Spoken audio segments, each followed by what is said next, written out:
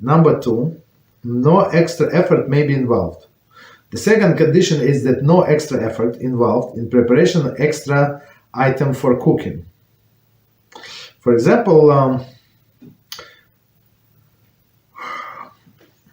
I guess if somebody wants to cook this big soup or something, if he would prepare these vegetables, peel this vegetable before the Yom Tov, right, potato, and you can keep it in water, there is nothing wrong, and then cook it on Yom Tov, there is no problem. And then just put it, take of refrigerator this pot, right, put it on a stove, and when it's cooked, they would be permitted, right? No extra efforts.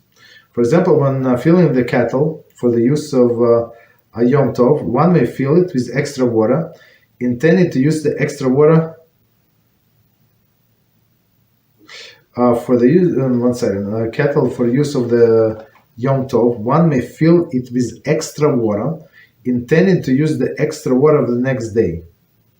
The slight extra effort required to fill the kettle with extra water is not considered a significant exertion.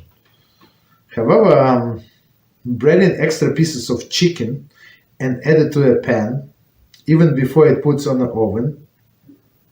oven, is forbidden because extra effort is required to bread each extra piece. And this extra effort is forbidden on Yom Tov. So this, it's very interesting example. I mean, we said with fish, with chicken, that doesn't matter. So to bread, right? To bread, so that's too much.